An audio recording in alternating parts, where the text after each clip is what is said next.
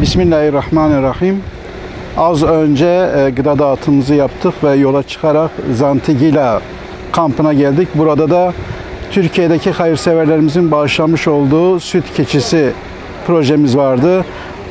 Süt keçisi bağışlayan kardeşlerimizin, hayırseverlerimizin inşallah bu bağışlarını buradaki kampta yaşayan mağdur, mustazaf, mazlum kişilere ulaştıracağız. Rabbim ecirlerini kabul etsin hayırseverlerimizin. Umut Kervanı İnsani Yardım Vakfı olarak Derya Ateş'in vermiş olduğu süt keçisini şu anda Mali'de bir ihtiyaç sahibi ailemize vereceğiz inşallah. Aynı zamanda tamam ver abi teslim et abi. Tamam o sizde kalsın. Yusuf abi o sizde kalsın artık. Arkadaş olsun. Tamam gitsin abi şimdi o. Tamam.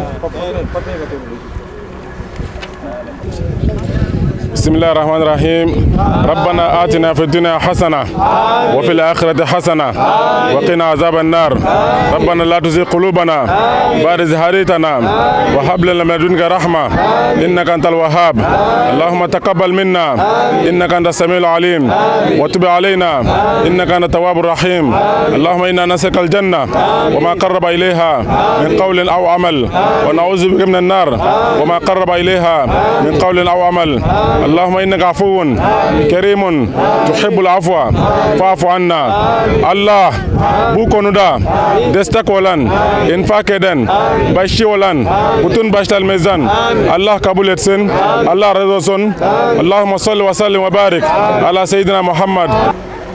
Şu an bu süt keçilerini inşallah bu kampta kalan ailelere teslim etmek üzere çadırlarına götürüp teslim edeceğiz inşallah kendilerine.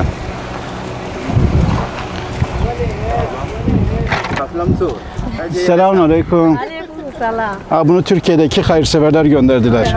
Tamam inşallah. Allah razı olsun. Amin amin. Tamam. Allah razı olsun. Tamam.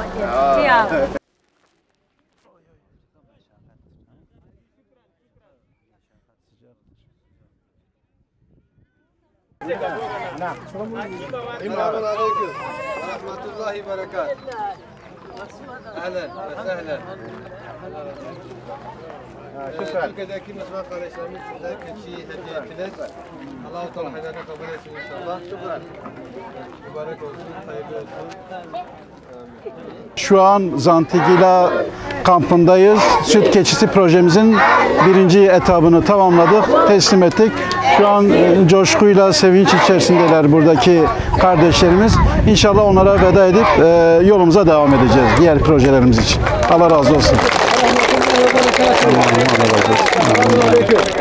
Allah razı olsun. Selamünaleyküm. Allah razı olsun.